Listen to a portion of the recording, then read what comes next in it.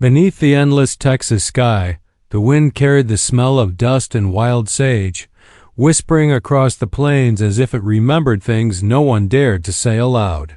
She stood barefoot in the hard-packed yard, hands still raw from scrubbing clothes. In cold water, the sun beating against her face. Her father's words still stung, sharper than the switch he kept hanging by the door. "You'll never have a husband," he had spat, his voice thick with something heavier than anger, disappointment that cut deep, like she was a burden he had carried too long. She had learned, over the years, to stand still when his temper rose, to let his rage pass over her like the dry wind, but today it seemed different. Today the words settled in her chest like stones.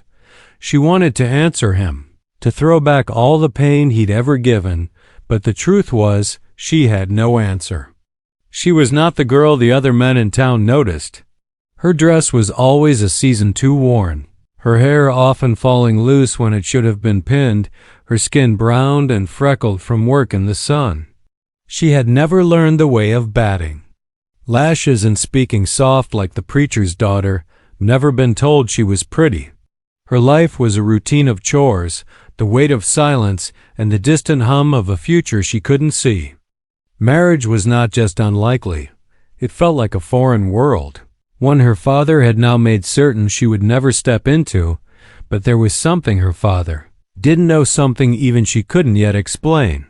For months she had been hearing it at night, faint and haunting, slipping in through the cracks of her window when the moon was high. A melody low and steady, riding the wind as if it were alive. It wasn't like the fiddle tunes played at barn dances. This was older, stranger, a song that made the hair on her arms rise, a song that seemed to belong to the land itself. The first time she heard it, she thought it was a dream. The second time, she was certain it was real. And every time since, it had come from the same direction, the rolling stretch of prairie that reached far past the edge of their farm, into country she'd been told all her life to fear. The Comanche. Her father spoke of them with the same tight anger he used for droughts and debts, spitting the name like it was poison. In town, people told stories of raids, of swift horses, of warriors whose eyes could strip the courage from a man before an arrow ever touched him. But there were other whispers too, softer ones that no one dared speak loud, of a people who knew the language of the earth, who could read the wind and water like a map, who carried songs not meant for just anyone's ears. That melody she kept hearing. She knew it was one of theirs. One evening, just as the sun bled out over the horizon, she followed it. She had meant only to go as far as the fence line, but the song pulled her farther into the tall grass that bent and swayed in the evening breeze.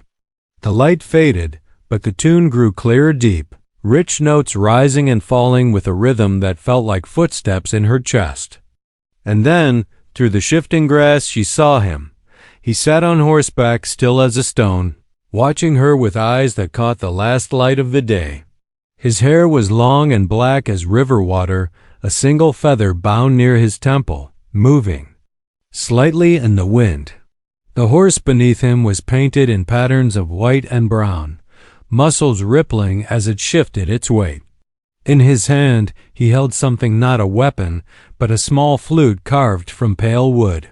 He lifted it to his lips, and the melody she had followed poured out into the air again, surrounding her like a net she didn't want to escape. She should have run. Her father's voice in her mind screamed at her to turn back, to run fast, to forget this moment, but she couldn't move. Every note seemed to unspool something inside her, something knotted and aching that she hadn't even known was there. His gaze never left hers, as if the song was not just for her ears, but for her soul. The wind shifted. Somewhere far behind her, she thought she heard her father calling her name, his tone sharp with anger. The rider lowered the flute, his expression unreadable, but his eyes steady and sure. He said nothing, only nodded once, slowly, before turning his horse toward the west, where the plains stretched into shadow. She stood there, heart pounding, watching until he vanished into the dark. The song still lingered in her head, wrapping around her thoughts like a promise she didn't understand. That night, as she lay in her narrow bed, her father's words returned to her harsh and final, but now they felt different. Because, somewhere out there, a man with a painted horse and a song had looked at her as if her future was not something already decided. And deep down, though she wouldn't admit it even to herself, she knew this was only the beginning. What she didn't know was how quickly that song would change. Everything, how it would pull her into a world her father feared, into choices that could not be undone, and into a bond that neither distance nor danger could break. But for now, all she could do was wait and listen for that melody to return. Morning came with a gray hush that made the yard feel smaller. She woke before the rooster, the song still echoing, and dressed without lighting a lantern. The floorboards creaked as she eased past her father's door, steadying her breath, careful not to draw his attention. Outside, the air was cool enough to sting her lungs. She carried the empty pails to the well, thinking of the painted horse, the feather, the unwavering eyes. She told herself she'd imagined the way the melody had settled over her like a blanket, but when she touched her throat, her fingers shook. When the first bucket came up, she caught her reflection in the rippling circle of water-tired eyes, wind-chapped mouth, a girl trying to be the sort of woman her father respected. The surface shivered in a light breeze, and her face broke apart into pieces. Her father emerged with a cough and a muttered prayer, boots thudding hard on the steps. He didn't look at her, not at first. He went to the barn and checked the latch, the way he always did, like the door or the world might betray him if he ever let himself relax. When he finally turned, his gaze caught her like a hook. "You were late coming in," he said. No question, just a verdict. She nodded, unsure of how much he had seen. "Next time," he added, his jaw tight, "you remember there ain't nothing out there worth finding." The wind pressed the scent of hay and old wood into her clothes. She didn't argue. She lifted the pails and carried them in, keeping her eyes down, the way she had learned to do. By noon, the sun had burned through the haze. She moved between chores with a mechanical rhythm, dough rising, laundry soaking, corn silk sticking. To her fingers, the relentless churn of days on the Texas frontier. But every simple task carried a question now. What if she hadn't turned back? What if she'd followed the rider into the West, past the fence line, past the brittle edge of everything she knew? In town, people talked about lines like they were fences in the dirt, clear and fixed. But out here on the prairie, lines were just places where the grass changed color and the wind shifted. She had never thought of crossing one until the song found her. She remembered the first time she heard stories about the Comanche. She had been small enough to fit on her mother's lap, listening to voices at the general store flicker between fear and fascination. Some described fast horses and skilled riders, soft-footed hunters who understood the land better than any map. Others offered warnings, sharpened by old grudges and new rumors. She learned early that adults use the same words to hide meaning and to reveal it. That truth was often layered. The frontier was beautiful and dangerous. Strangers could be teachers or threats, and the land belonged to those who respected it. Her mother had said it gently on a cool evening, weaving her hair by lamplight. The world is big, and the world is small. Be careful and be kind. Her mother had passed on one winter, leaving a quiet that never lifted from the house. Since then, her father had pulled inward, not unlike a door that would no longer open all the way. That afternoon, when the light lay thin across the fields, she carried a basket of laundry to the fence. Cotton shirts, patched and faded. Trousers with mended knees. A faded calico dress from years ago that was too tight now, but she couldn't bring herself to throw it away. She pinned each piece in a neat line and watched them breathe in the wind as if they had their own hearts. Beyond the fence, the grass swayed and glittered. She listened, long and hard, and almost convinced herself she could hear the faintest threat of that flute again. But it might have been the wind through the dry stems, or the buzz of insects, or her own hope making a sound out of nothing. In town, the talk was of fences, harvest, and a new family that had bought land a few miles east. The stores smelled like coffee and leather and dust. The clerk asked after her father, and she nodded politely. Two ranch hands leaned on the counter and spoke in low voices about a herd gone missing, and someone mentioned seeing smoke on the horizon on a night when there was no lightning. An older woman in a sunbonnet touched her arm and said, "You're a good girl. Keep your head down and life will come right." The words fell like pebbles into a well small, persistent, bound to sink. As she stepped out into the brighter light of the main street, a fiddle scraped inside the saloon, and for an instant she thought of the other song, the one made for the open sky, not for walls. On the ride home, the wagon wheels groaned in a steady rhythm that matched the beat of her thoughts. She noticed every small change in the land the way one might notice a friend's face, reading mood in a glance. A hawk circled. A jackrabbit darted. Far in the distance, a thin column of dust lifted, then broke apart. She wasn't certain, but it looked like riders. Her hands tightened on the reins. The horse flicked an ear, unconcerned. She breathed slow and kept moving, telling herself the road belonged to anyone with a reason to use it. That night, the wind rose. The house sighed in its joints. Her father sat by the stove with a book open, though she suspected he was not reading. He cleared his throat. "Preacher's wife says you could take in some sewing if you wanted," he said. "Wouldn't hurt to have a little extra coming in." The suggestion sounded like a command wearing a thin disguise. She nodded, grateful for any task that meant she could sit by the window and listen. The lamplight softened his face, carving out a weariness she rarely allowed herself to see. He opened his mouth as if to say something else, then closed it again. There was a great distance between them even when they shared a room. She thought of the writer's gaze, the way the music had bridged every gap without a single word.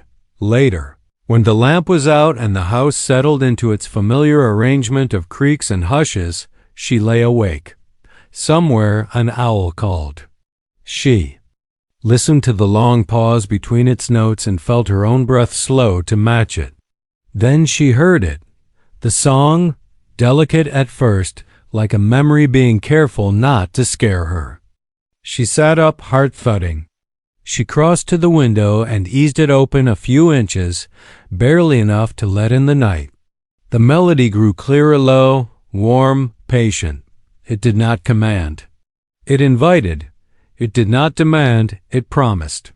She felt it.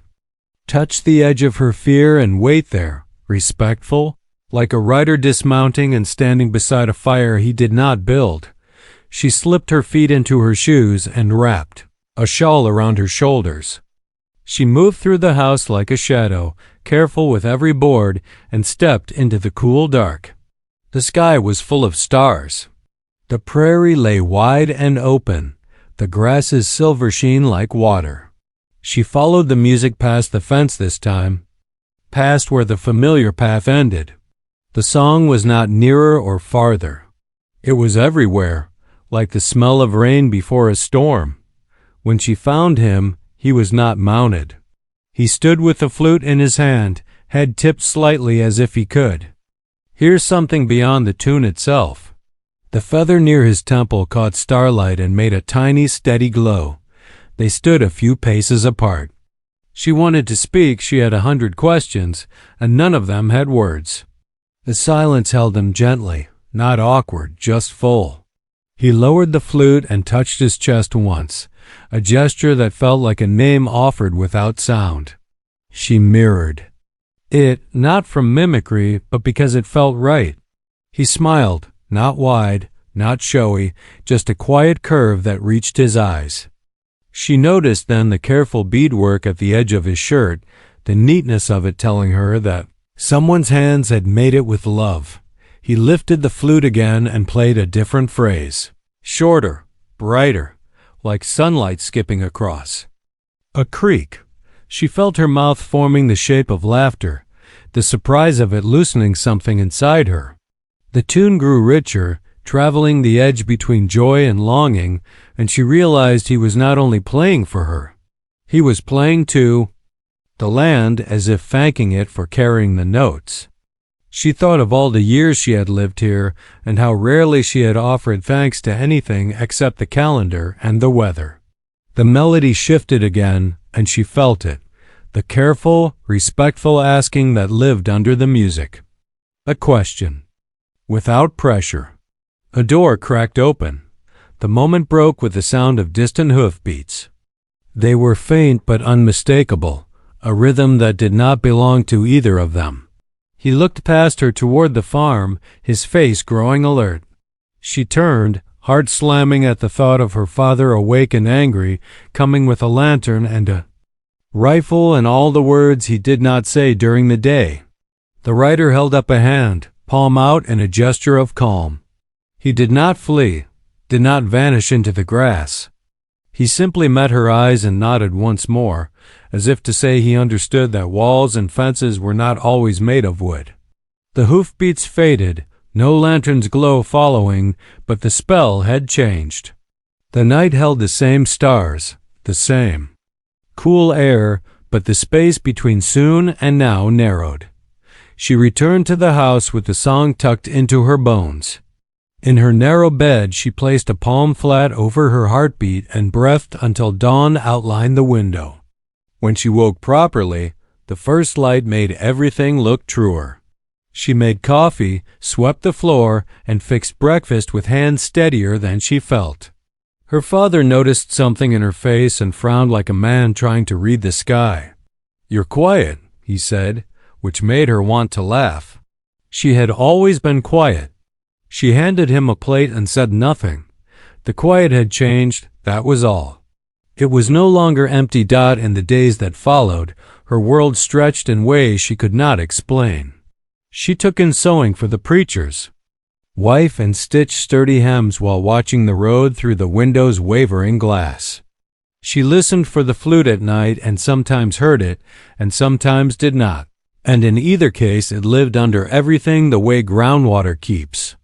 Fields alive long after rain has gone. She learned to tell the difference between the wind's whistle and the high notes of the melody.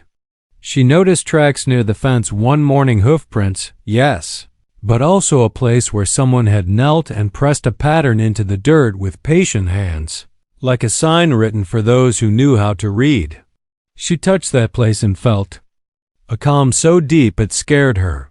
One afternoon, while mending a torn shirt, she saw a group of riders crest a distant rise too far to make out faces, moving in an easy rhythm that told her they were in no hurry.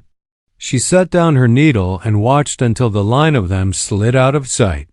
The prairie swallowed them the way the sea swallows ships, silently, without struggle. She wanted to run out and wave, to call to them, to ask all the questions that had begun to grow roots in her chest. But she remained where she was. She did not know their language, not in words, though she had begun to learn a little of its music. That night, she found a small bundle left at the edge of the fence, a braid of sweetgrass, a bit of red cloth, and a thin strand of beads shaped like a river's path. No threat, no demand. Just an offering, the way someone might leave a loaf of bread at a neighbor's door. She lifted the sweetgrass and inhaled.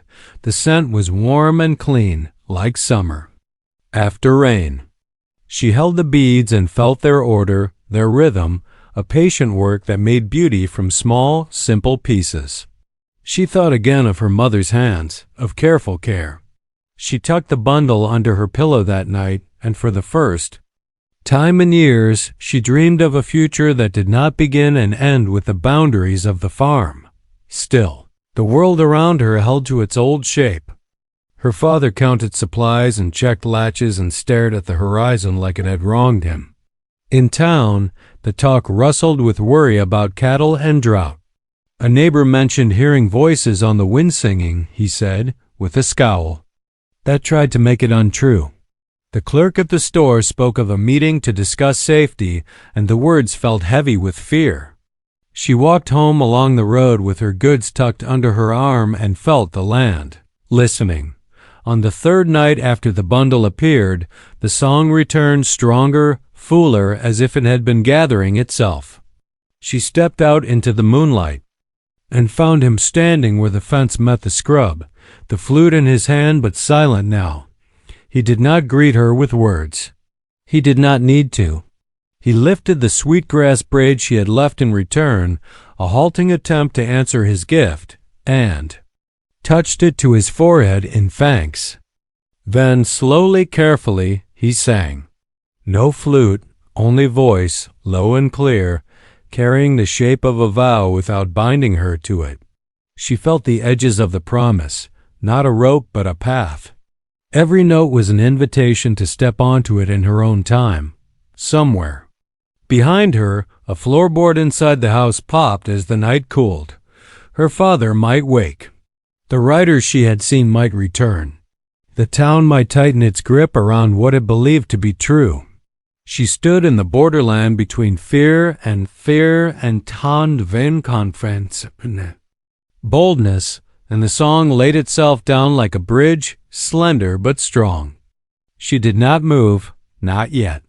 The last note hung and then faded, leaving the air bright and tender, and everything inside her was reaching toward it when the sudden, hard scrape of a latch snapped through the dark and a hinge on the front door began to turn. The door swung open with a slow, deliberate creak, spilling a strip of yellow lamplight across the yard. Her father stepped out, shoulders filling the doorway, his silhouette edged in gold from the light inside. His eyes swept the dark like a man who expected to find trouble hiding in it.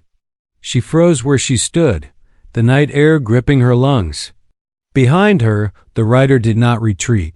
He stayed still, a shadow woven into the land, his presence calm but ready, as if nothing her father could say or do would change the ground under his feet. "What are you doing out here?" her father asked, his voice low but sharp. It wasn't just suspicion. It was the kind of tone that came from years of believing that anything unknown was a threat. She opened her mouth, but no explanation formed fast enough. The truth would only cut deeper. She wasn't ready to lie, but she couldn't hand him the truth like a weapon either. The rider gave the faintest nod toward the shadows, a signal for her to decide. She took a slow step backward, letting the fence post come between them like a thin wall, as if it could hide the fact that something had already passed between them. The wind stirred, carrying the faint scent of sweetgrass, and her father's gaze narrowed. His boots crunched against the dry dirt as he took a step closer. "I thought I heard something," she said finally, her voice steady despite the hammering in her chest. "A coyote, maybe." Her father's eyes searched her face for cracks in the story. He looked past her into the dark, scanning the prairie as if it might hand him answers. When he turned back, the hardness in his jaw eased only slightly. "Get inside," he said. "Don't go wandering at night. You don't know what's out there." She obeyed, but her steps were slow. At the threshold, she risked one last glance over her shoulder.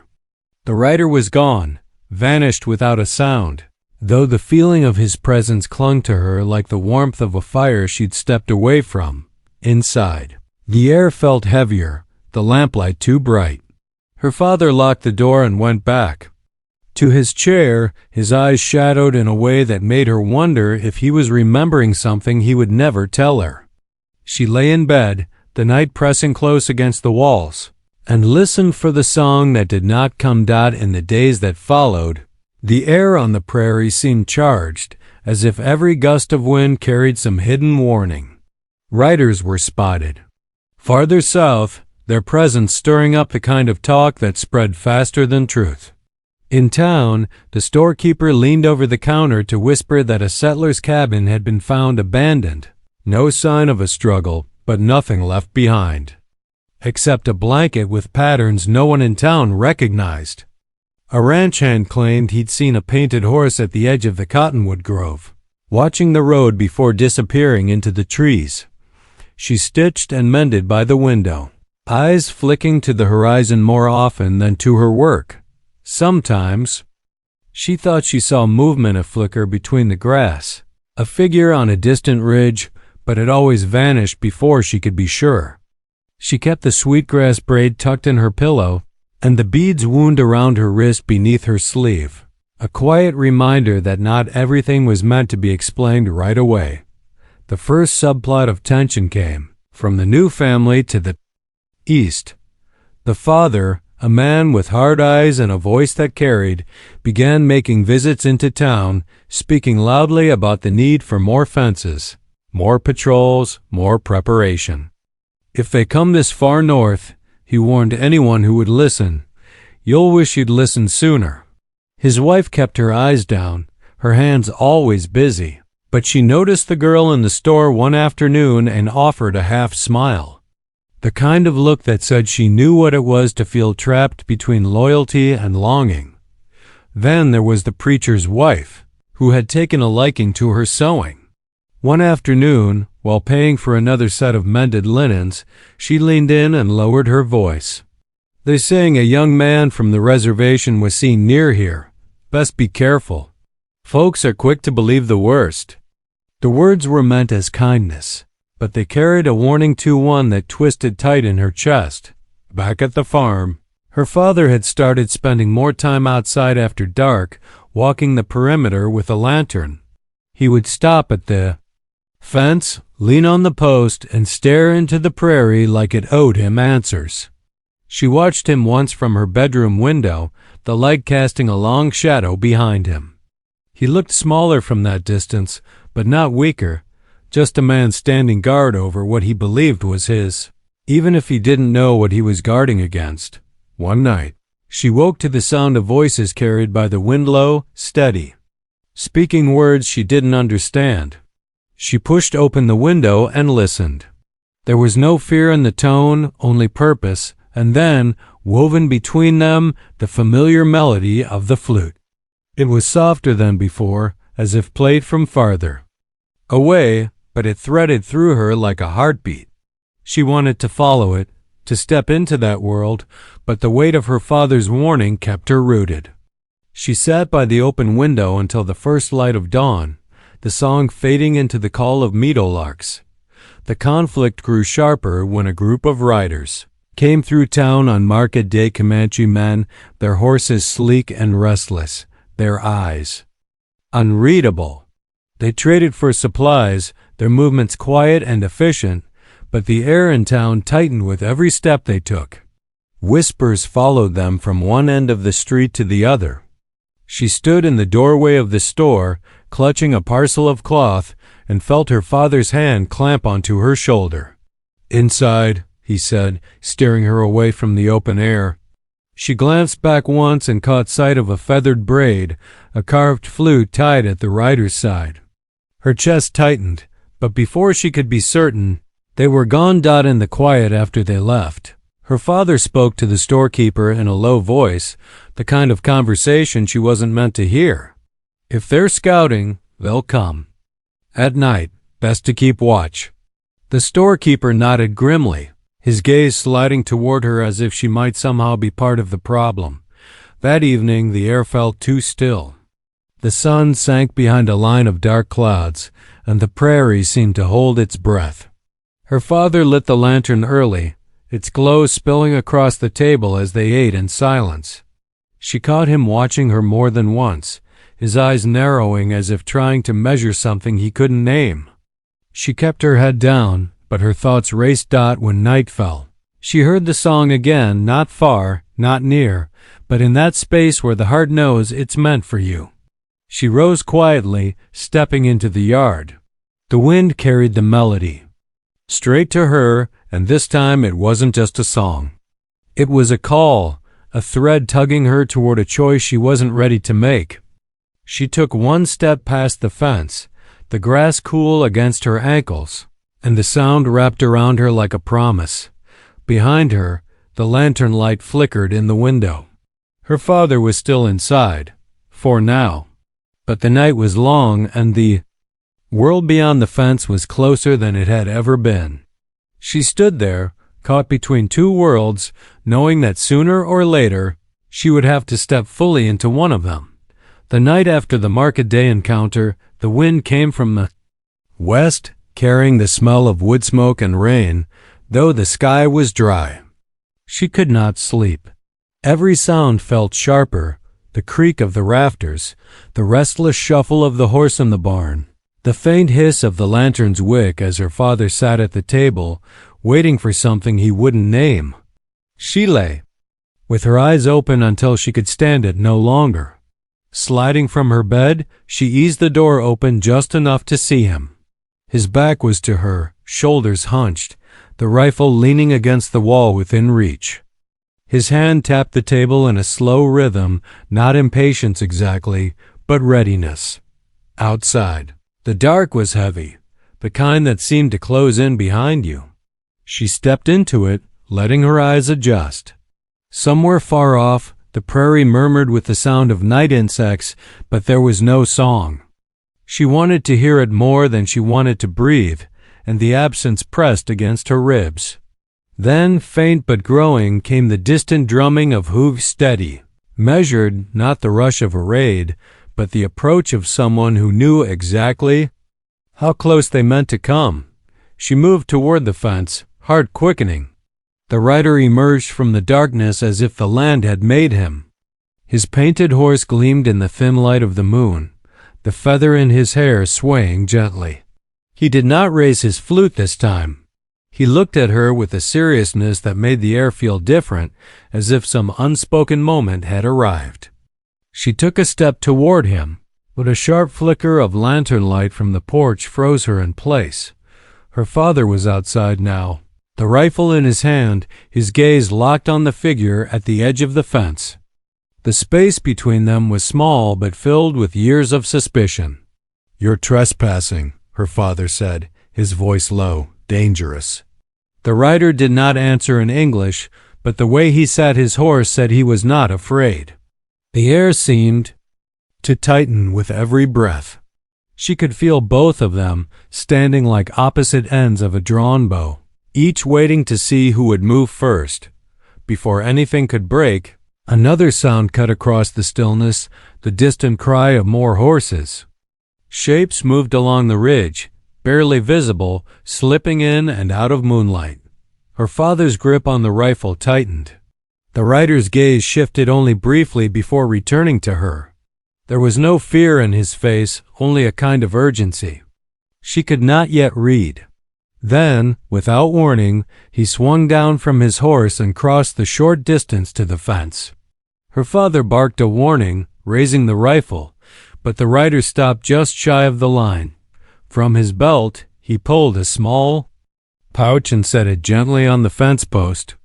It was tied with red cord, and the scent of sweetgrass drifted toward her. He held her eyes for one heartbeat more, then turned back to his horse, mounting with smooth, practiced ease. The other riders on the ridge had stopped now watching. For a long moment, no one moved. Her father's voice broke the silence, rough with anger and something deeper. "Get inside." It was not a request. She hesitated, her gaze darting between him and the rider. The wind picked up, flattening the grass and carrying with it the faint sound of a flute, just a few notes, enough to tell her this night would not fade like the others. She backed away, her hands shaking, and stepped onto the porch. Her father didn't lower the rifle until the riders turned west, swallowed by the dark. The silence they left behind was heavier than the sound of hooves. Inside, he set the rifle down with a clatter and turned to her. "Whatever this is, it ends now." His words were final, but she knew in her bones they would not hold. Something had been set in motion that neither of them could stop. Over the next 2 days, the tension in town grew like a storm cloud. People spoke in hushed tones, some blaming the Comanche for trouble that hadn't yet happened, others warning. that more was coming. She kept the pouch hidden under her bed, untouched but present, as if opening it would push the next step closer. She avoided her father's gaze, but she could feel his watchfulness like heat. He stayed up later each night, lantern burning in the window like a signal or a challenge. On the third night, the wind carried the song again, stronger, clearer, threaded with something urgent. She rose before she could think and crossed the yard. At the fence, he waited, the moonlight outlining his face, the flute still in his hands. He played until she reached him, the melody wrapping around them like a circle no one else could enter. Then he lowered it and spoke a few words she didn't understand, his tone steady but edged with warning. He glanced toward the horizon, and she followed his gaze. Far away, under the rim of the sky, lights moved small, flickering in a line. Campfires, she realized. More than one. Her heart pounded, not with fear alone, but with the knowledge that whatever was coming would pull her into its center. He looked back at her, and for the first time, she thought she understood what the song had been preparing her for. Behind her, the house door slammed open. Her father's voice cut across the dark. "Get away from her." The rifle's metallic click split the air. The rider didn't flinch. The distance between them felt as thin as the moment before lightning strikes. Somewhere beyond the fence, the other rider's shapes began to emerge from the grass, silent and watchful. The prairie itself seemed to hold its breath. She stood. Between them, the pull of both worlds tearing through her, and the night was so still she could hear her own heartbeat. The next step, whoever took it, would change everything. The air between them trembled, full of words that hadn't been spoken. She could feel her father's anger radiating behind her, sharp and hot, the weight of his finger on the trigger heavy enough to bend the night. In front of her, the rider sat his painted horse with a stillness that spoke more than any show of force could. His eyes were steady on hers, asking without pushing, waiting without fear. The sound of the wind moving through the grass was the only thing keeping the moment from shattering. She stepped forward, not toward her father or the rider, but just enough to be seen by both. "Stop," she said quietly. The single word carried more weight than she expected. Her father's breathing was loud in the dark. "You don't know who you're dealing with," he said, his voice thick. But she could hear something under it, something like old grief, the kind that calcifies into distrust. "I know enough," she answered. "And I know this isn't how it ends." The rider's gaze shifted briefly to her father, not challenging, but acknowledging. Then he dismounted, moving slowly, his hands empty. He stepped to the fence and untied the small red cord around the pouch he had left before. With care, he opened it, holding it where the lantern light from the porch could reach. Inside was a single carved stone, smooth and gray, etched with lines that swirled together. Like a map. He placed it gently on the top rail and stepped back. Her father didn't lower the rifle, but his eyes narrowed as he studied the stone. She recognized that look. It was the same one he wore when reading weather signs in the sky or the ground. For Track's part caution, part curiosity he couldn't hide. "What's it mean?" he asked finally. The rider didn't answer in words, but pointed first to the stone, then to the horizon where the campfires still flickered faintly, then to her. It wasn't a threat. It was a promise of protection, a way of saying she was not alone in the wide stretch of land between them.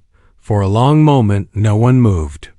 Then her father lowered the rifle, just enough to let the tension seep out of the air. "You need to go," he said to the rider, the edge still there but dulled. The rider nodded once, mounted, and with a final look toward her, turned west. The others followed, their silhouettes melting into the grass until there was only the sound of hoofbeats fading into the night. She and her father stood in the silence left behind. The wind carried the faint scent of sweetgrass, wrapping around her like a memory. When they finally went inside, Neither of them spoke. But in the morning, the stone was still on the fence, right where the writer had placed it. Her father didn't remove it. In the weeks that followed, the talk in town shifted. The campfires were gone, the sightings less frequent, and no trouble had come. The new family to the east put up their fences and kept to themselves. The preacher's wife brought more sewing, her words gentler now, as if she had decided not to pry. Her father grew quieter in his watching, no longer pacing the fence line every night, though sometimes she still caught him standing there, eyes turned west. The writer didn't come again in the way he had before, but the song returned. On the wind, at times low, unhurried, steady as a heartbeat. She would pause in her work when she heard it, letting the notes wrap around her, knowing they carried meaning beyond the music. The sweetgrass braid remained under her pillow, and the beads stayed on her wrist, their colors worn smooth against her skin. One late afternoon, as the sun began to sink into the haze of summer heat, she walked out to the fence with a bundle in her hands, bread wrapped in cloth, a small carving she had made from a piece of cedar, and a sprig of wildflowers from near the creek. She set it on the same post where he had left the pouch. It felt like a conversation they were still having, one that didn't need both of them standing there to be real. Her father saw her on the way back and stopped, his eyes on the bundle in the distance. "He'll find it," he said, not as a pun. Question. She met his gaze and nodded. He didn't argue. After a long pause, he added, "Your mother would have understood." It was the first time he had spoken her mother's name in years without bitterness tucked behind it. Something in his tone told her the old grief had shifted, even if just a little. That night, the sky opened wide with stars and the wind came from the west. She sat on the porch alone, listening, and faintly, so faintly she almost thought she imagined it, the flute's melody carried across the dark. This time it wasn't urgent or heavy. It was lighter, like a river at ease in its course. She smiled, the sound settling into her chest with the ease of something that belonged there. She didn't know when she would see him again, or if she ever would. But she knew the song wasn't finished. It would come when it was meant to, as steady and certain as the turning of the seasons. And when it did, she would be ready to follow. Not out of defiance or desperation, but because she had learned that the heart sometimes recognizes its place before the mind ever understands. The stone stayed on the fence, weathering under sun and rain, its carved lines still clear. It became part of the farm the way certain trees or stretches of grass become landmarks. People who visited noticed it but never asked, sensing it wasn't just a decoration. To her, it was both a marker and a promise that there was more to the world than the boundaries set for her, and that some connections could span silence, distance, and time. Years later, when she thought back to the night her father stood with the rifle and the writer faced him down, she didn't remember it as the moment they nearly broke. She remembered it as the moment something else began, a slow, unspoken truce between worlds, held together by the courage to stand still when running would have been easier, and when the wind rose through the grass in a certain way, carrying a tune that belonged to no one and to everyone, she would pause, listen, and feel the same thing she had felt that first night by the fence, a song not just for her ears, but for her soul, the kind of song that doesn't end when the music stops, because it has already taken root inside you.